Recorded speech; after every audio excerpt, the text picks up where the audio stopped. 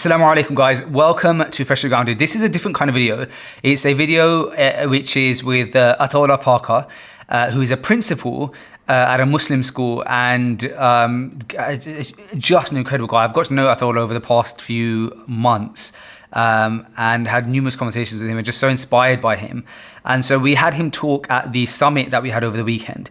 We had a virtual summit, which, by the way, if you haven't seen the summit, it's about marriage and money. You can go and watch it. The replay is still at fg.live. No, sorry. Yeah, I mean, that you could go there, or go to fgtribe.com. So it's for premium subscribers. Side note, sign up to fgtribe.com because you get so much access to so many things, more podcasts, things like this. You'll be the first to see them, behind the scenes content, and so on and so forth. Anyway, Ataullah spoke for about 30 minutes about raising teenagers as parents, raising Muslim teenagers. And I didn't think I would find it as beneficial as I did. I absolutely loved his talk, so much so that I was like, we've got to put this out for free ASAP for our viewers. The reason I didn't think I'd benefit so much is because I'm not a parent of teenagers yet. And that's actually also why we've not really put out much content for parents of teenagers, because it's not something that really any of us in the studio can relate to. And so we don't go through those experiences. And probably we should have more experts on with on things like this, because just because we don't experience it doesn't mean our viewers don't. And he spoke about lots of things like how to manage teenagers and their hormones and like educate them, and how to deal with them at home, and how to give them freedom and independence while still monitoring them, and all these real challenges that real parents experience with real teenagers that actually exist. And so I was like, wow, this blew me away. It was so holistic.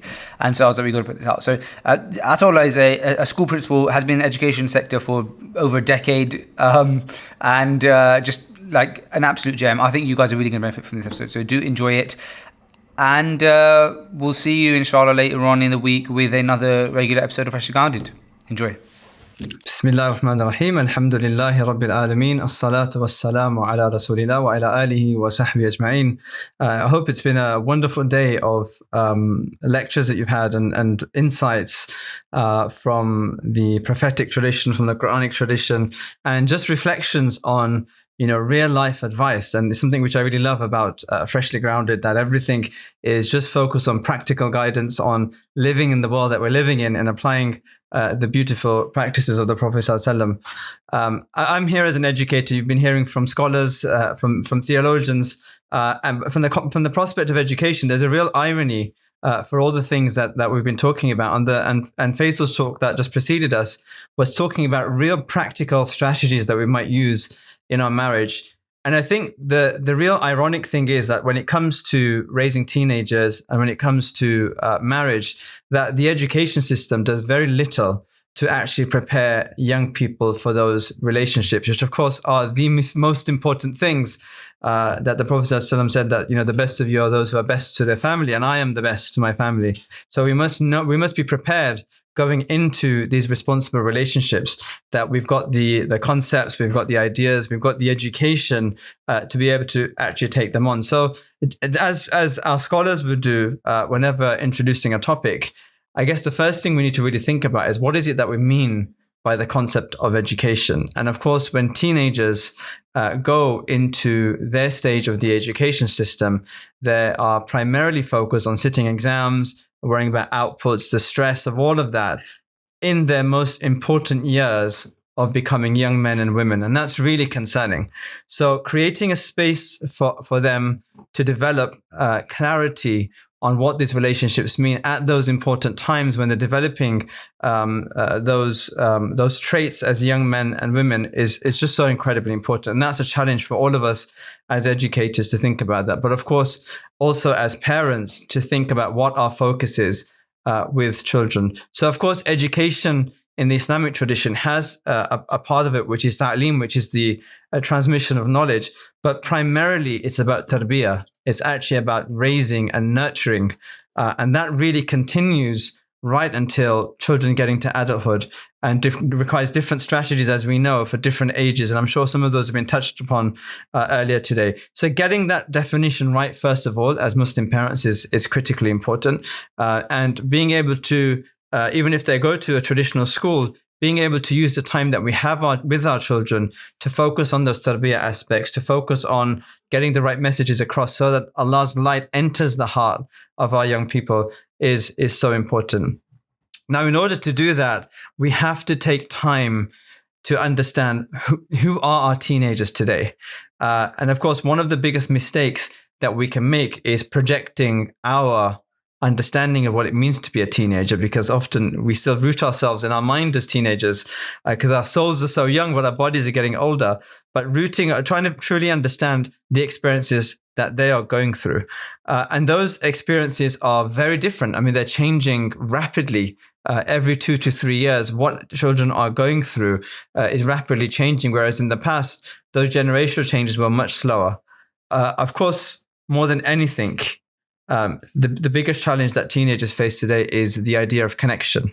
Okay, being connected to social media, it's something which it's very difficult to avoid. And when it comes to the responsibilities of families, controlling their children's exposure to social media is much easier in the younger ages, where you can have controls in place, where you can have remote control of children's devices. That isn't so easy when they start getting to around 16 or 17 years old, where they become young adults.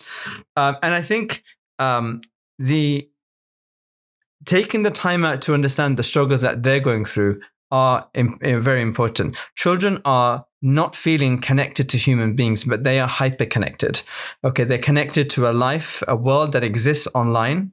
It's a very difficult world. It's a world that's very corrupt. It's very dark, because the moral framework that we have in reality doesn't apply in the same way online. And often what we see in children is disengagement. We see laziness. There's this thing about the brain rotting that happens when children are just sitting in their beds and just on their phones. And I think how we react to that is incredibly important. We cannot use the same form of discipline that we would use on a 7-year-old that we use on a 16-year-old. And of course, what we would want is that in the lead up to that age, we've invested time in instilling the right morals in those children. But also recognizing that at that age, there are forces out there that are trying to impact the way our children think. And those forces are very powerful forces. So when we talk about, for example, addiction to phones, addiction to social media, just addiction to screens, in any case, we have to understand that it's not just blame on the child. We have to understand there's an industry out there that is trying to capture the attention of those young people with entirely the wrong things. Interestingly enough, I was watching something the other day where it was modeling the feed of a 14-year-old on Snapchat. And unlike before, where it was the algorithm was really focusing on their interests and pushing more of their interests to keep them addicted. Now there's a targeting of a different type of algorithm where it's really trying to push certain agendas of what they think might be entertaining or addictive to young people. And what they were seeing was things about depression, things about self-harm, things about suicide, just in the 10 minutes of a Snapchat stream. I forgot what it's called, whatever they call the Snapchat feed that children have. So that's the force that's out there. And how we tackle that has to be done with a lot of maturity. But the first step to that is first understanding the kind of pressures that children go to. What school do they go to? Who are they surrounded by? What company have we placed them in? How do we fill their time? Okay, and some advice that was given to me when I had younger children was really about ensuring that we filled their time, not focusing too much on setting principles and being idealists. And I think one of the challenges which I find with parents today is that they have project this ideal utopia of what they want their children to be. My children will never be on phones, or my children will never do this or never do that. The reality is, and those of us who've got children who are a bit older recognize that each child will go through their challenges. And it's really about how we take the time out to nurture every single one of them differently with the wisdom that's required for each of their personalities and each of the challenges that they've been exposed to. And that's really what the human nature dictates. Now, one of the analogies which I really like is when it comes to talking about children, and this really applies to any kind of leadership, any kind of management of staff or anybody is the idea of a kite. And I think this analogy, having been an educator for so many years now and being a father, I've got a 16-year-old and two other teenagers and a near a teenager who is probably older than all of them in the demands that she has. The kite analogy is really understanding that it takes a back and forth approach. And I'm sure we've heard this kind of understanding in talking about marriage too, that if you hold that string too tight on a kite, it will not fly. Okay. So if you're holding it too tight because you're cautious of what's going to happen to it, guess what? It's just not going to work. Okay. It's not going to get off its feet. It's not going to mature. It's not going to be able to reach the sky. It's not going to be able to enjoy the prospects of the winds that are blowing. But equally, if you hold that thing too loosely, it's simply going to drift away and you're going to have no control. It's going to catch something or just completely drift away from you. And parenting is very much like that. Okay. Parenting teenagers, especially, I think when they get past the age of 7 to 10, it's really about building a relationship where you're talking to a young adult. I'd say when they get to around 12, 13, perhaps you're talking to a young adult. There's conversations going on. You are taking opportunities to reflect and give reminders and give inspiration. And the rarity, honestly, the rarity is about drawing the line. Okay, we don't want to be in a position where we have to draw the line every single day by disciplining, by being firm, by having these transactional conversations like, get out of bed, do your bed, come and do the washing, that, because what happens is the whole tone of the relationship begins to change. So this idea of keeping the kite in check is knowing that at certain times you need to tighten up. Okay, at certain times you need to rein it in, but other times you have to let them go. And understanding the social context. And often I think about this as an educator. I'm a social scientist academically, but also I get to see and meet children all the time. I see the trends and the impact that it has. Just talking about the 6-7 one that's happening right now. I mean, this the stupidity of it, but how quickly it just holds on. And how can we address that with children? Just to say to them, don't do it. That's not what they're interested in, okay? And often one of their maxims or one of their principles is that if the adults are saying not to do it, it's probably a good idea to do it. So we need to bear that in mind. So using the times when the mood is good, when the conversation is good, where we're not in a moment of tension, to do that tarbiyah is so important. Okay, so having those conversations, talking about people of Allah, talking about inspiration, defining to them what good faith is. Okay, and one thing that children really don't like today, especially with all the politics going on in the world, and sometimes we look at them and think they're very lazy, think that they're disinterested. But what they really don't like is hypocrisy. Okay, children really don't like that. And you speak to teenagers today and they say, but you say this and you do that. You want us off our phones, but when we're talking to you, you're on there. Or when you turn it off, then you want all of us to turn it off. And I think living the example, and that's so difficult as parents today. It's so difficult as parents today. We need to model so much. We need to model good behaviors on technology hygiene. Okay, we need to model how we pray and meaningful prayer. We need to model how we recite Quran on a daily basis, how we do azkar on a daily basis, where we find peace. They're watching us all the time. And even if they don't imitate us straight away, especially teenagers, just know that they're watching you all the time. Okay. And you'll be surprised that when they're talking to other people about how they describe us. And I think that's a good litmus test to see our reflections on our children is when somebody else is talking to them about their relationship with you, how do they perceive it?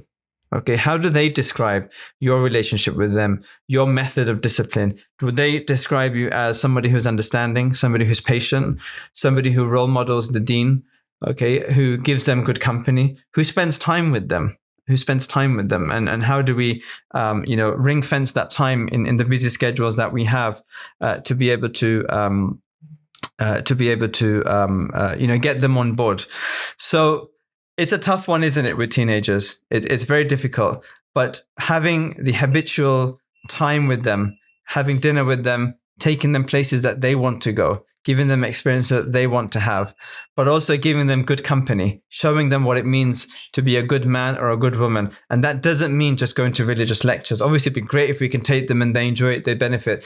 But will they meet people? And like I said, it's something I really like about Freshly Grounded. When you hear the conversations that are going on the podcast, I can be in the car with my son and he'd be interested, because you've got people who are down to earth talking about real life issues. So talking from an idealist perspective is very off-putting to young people, because they tend to be realists. They tend to be very engaged in the world. They want to hear that you're sympathetic towards making mistakes, because they are making mistakes all the time, because they're in that experimental stage. But of course, they need to know the uppermost boundaries. They need to know what boundaries they shouldn't cross. But when they do cross them, how do we deal with them? Okay, how do we deal with them? Now, given the environment that we're in, where, for example, my school that I work in is a gender segregated school, but it's not hard for students to get connected online. And you have a bunch of teenagers who are going through elevated hormones. It's going to happen. It's going to happen. Okay. If we've allowed them to access these apps, it's going to happen. And we have to be thinking about how we're going to respond to that. And the only advice I can really give around this is, before we react, when an incident happens, and it will happen, when some kind of incident happens where your child has crossed a boundary, take some time out before you respond. Okay. Take some time out where you just close the door, you and your wife in a room, and you think about the strategy that you're going to implement. What is the outcome that we want? Because simply punishing at that age pushes away. Okay. Because they just think you don't understand. So your child needs to know that you're upset. Of course they need to. And they can know that if you've raised them in a particular way, they can know that just by looking at your facial reaction. Okay. They need to know that you're going to be firm. Okay. And there's going to be some consequence. So for example, if you've given them certain liberties, for example, some of those liberties need to be taken, obviously not forever, and in a way that's communicated in terms of the time and why those consequences are there, and the time that you're going to be removing that thing from them. But ultimately, you need to sit down and have a conversation with them. And that's often the hardest thing. Now, certainly in education, when I was doing my headship qualification, one of the greatest tools that somebody gave me was the 60-second conversation, which is, not beating around the bush, sitting them down and letting out the subject of the conversation within the first 60 seconds. All right. So being clear about what it is that you're upset about. Okay. What are the principles that you expect from them? Okay. And how they've crossed the line. And of course, we're so blessed because we have the deen. And so we don't have to say that this is about my expectations, because when I say my expectations, it's a very selfish thing that you need to be in my, in my kind of my form or in my shadow. No, we're saying that, look, our principles are defined by the laws of Allah. Okay, by the laws of Allah, and you've crossed the boundary here. This is not the prophetic way. However, our deen allows us to return. Okay, you need to make tawbah, and these are the conditions of tawbah. Now, these obviously are very serious things, and I think some of the other things that parents of teenagers are having to deal with are things like trends of clothing, trends of haircuts, and that's quite challenging, especially if it's not ones that you're used to or you grew up with. And I remember my father, when I was younger, had issues with the way that we were styling our hair. And we have the same thing. Sometimes, our children come home and, what have you done? Or they go to the barbers and they pay an arm and a leg for a haircut, and they've come back and done literally nothing. What on earth have I just paid for? I think with things like that, it's that push and pull, using the kite analogy. I think we really need to pick our battles. Okay. Thinking about what are the outcomes that we want for our children. We want them to be good, upright people. Okay. But at 16 or 17, we can't expect them to be the biggest scholar in the world. Okay. Not all students are going to be students of knowledge. Not all students are going to go to, Darul Ulooms. We're raising human beings who are engaged in the real world. And in that, there are push and pulls in the real world. And we have to decide, have they really crossed the religious boundary here? Because they'll come to you and say, but it's not haram. So we need to be equipped and be willing to stick by the principles that we've got, and be careful of the cultural baggage that we might carry, because especially in a cosmopolitan society that we live in, whether in the UK or in the UAE or wherever you are, it's very mixed, and they are going to be influenced by different trends from different places. Just be careful of addressing the right thing at the right time. And sometimes you've got to let loose a little bit, let them experience something. And sometimes you want to give the perception that you're giving them something, even though, for example, they may want to just go out and have dinner with their friends, and you've strictly had a thing where you don't really let them go to the mall, for example, but actually you said, you know what, okay, I'm letting you go, and they think that that's a big thing, right? But really, what you're stopping them from doing is asking for something which is worse. Something which is something which is going to compromise your moral lines. So you said, you know what, okay, you can go. These are the times that you can go. You must be back by this time. So you're giving them that independence, but you're obviously not allowing them to go places that are haram, right? So kind of holding that kite too tight. And this is obviously even more challenging when we're talking about our young girls. But we do have to give a little bit of space for them to be independent, because if we don't, we will lose them. Okay, they will just write you off because you don't understand what they're going through. You don't understand their expectations. Okay, so I hope that's useful in terms of from a behavior management and a tarbiyah perspective. Now, one of the things that was in the brief of this talk was thinking about preparing our young people for the future that they're going into, and the whole thing around AI and coding and the skills. What are the skills, the 21st century skills that we really need in the workplace? And this is something which really troubles me. I mean, just today I was watching I can't remember the lady's name, who is the patron for the children's citizens' rights or something like that. It's called ARC. I can't remember what it's called. And she did a wonderful talk on the impact of technology in the classroom and how it's really negatively impacting students. And of course, in education, we've been pushing EdTech for some time. She mentioned a really powerful quote, which is, EdTech is just big tech in school uniform. There are people that are coming in to the education industry with little evidence that this has an impact on students' learning. So we need to be careful about how we define the skills that children need. What I find very interesting is that when I meet people of a similar age to myself, and we've got people doing podcasts, we've got people writing code, we've got people doing all sorts of AI automations, but they didn't grow up with those things, with the exposure of those things. So what is it that children need to be able to be flexible, to be able to be reactive to whatever the trend is in society? Because whatever they're learning today, regardless of how advanced we think it is, they're probably not going to be doing that in 20 years' time or 10 years' time. Technology is going to change so much. So I think it's really important that we don't get caught up in the idea that my child needs to be exposed to absolutely everything. One of the things, just on the way in today, just take a sip of my coffee. One of the things I was listening to today was a specialist podcast on ADHD, which really evidence is showing that ADHD is actually something that's not hereditary, something that's not in the genes, something that is developed through overstimulation as a young child. And one of the things that we find with high-earning parents today is the overscheduling of children's agenda, their timetable. So they go to school for a full day. Then they must do a Quran class after school. Then they must have an after school activity. Then they must have this routine and that routine. And they've got this tightly packed timetable where they don't actually get time just to be a human being. Okay.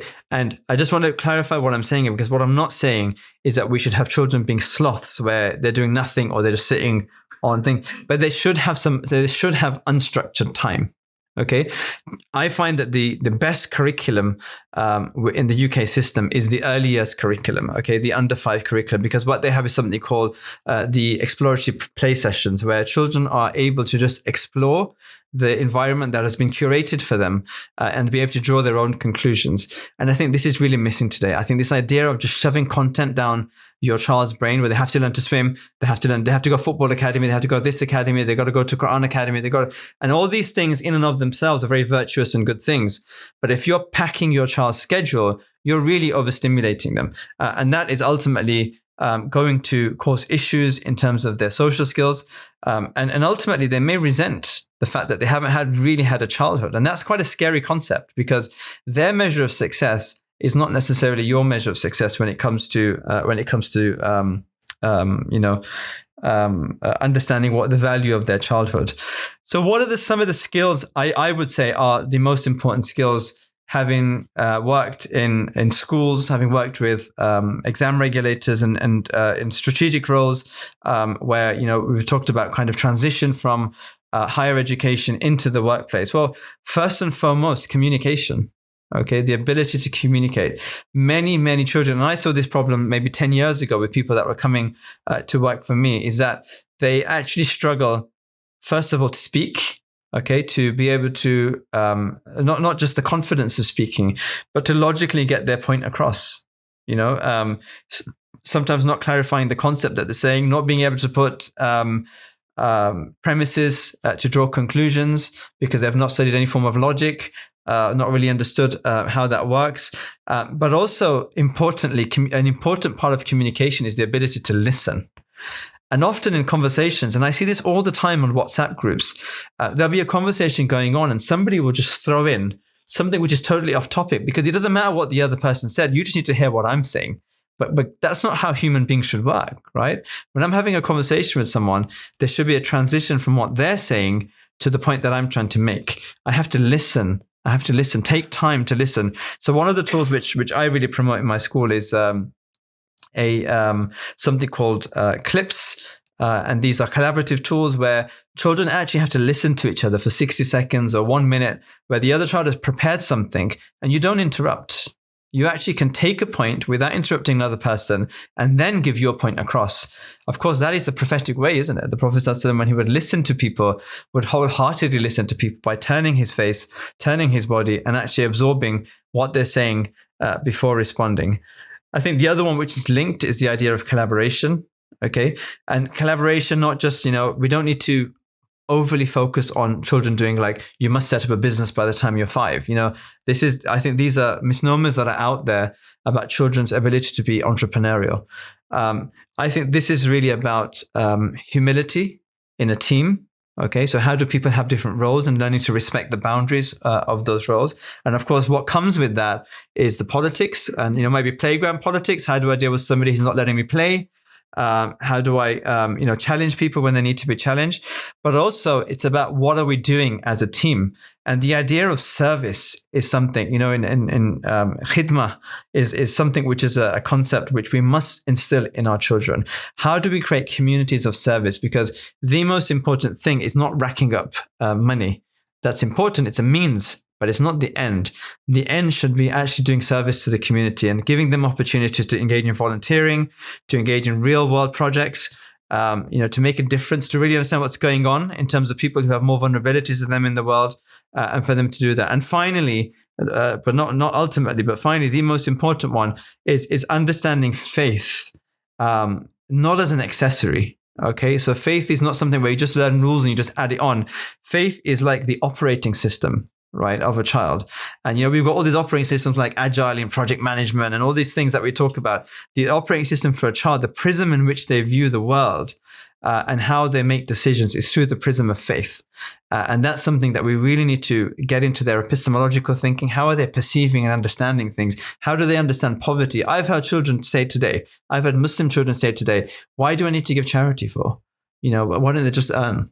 Because they're just in their own world. They have no understanding of some of the complex social issues that leads to generational poverty, for example, because they've not been exposed to it. They've not had an understanding of an empathetic viewpoint of the reality of these things. Finally, I've just got a few minutes left, but I just want to mention AI because AI is a challenging one. It's one which it's a necessary evil. It's there. There's nothing we can do about it. I don't think we should panic about AI. And there's lots of discussions in the stock market now about companies investing in AI, but not really seeing the outcomes of it. I think we need to have critical discussions about what AI is, what they think the boundaries are. Of course, the capabilities, but importantly, what are some of the biases that the algorithms throw forward? I think this is the most important thing about children's exposure to algorithms. How can we create mindful users and avoid mindless scrolling of these things? So we need to also distinguish for children that AI processes data, but that's different to the concept of meaning. Okay, just like knowledge is something which is there's a difference between information and knowledge, and distinguishing those things help children understand from their heart that action comes from the heart, not from the brain. okay, not from the intellect. Their heart drives those decisions. And that's something which AI can never replace. And that's our epistemological and ontological understanding. I think my time is up, guys. So there's lots to talk about with teenagers, but I hope that's been a useful introduction to some key areas that we need to look at. Inshallah, we pray that Allah protects this generation in all the challenges that they face. I really have hope. I speak to very intelligent young men and women who are so articulate and really are able to grasp some of the challenges because of the tarbiyah that they've had. So let's have hope and keep working towards their better future, inshallah.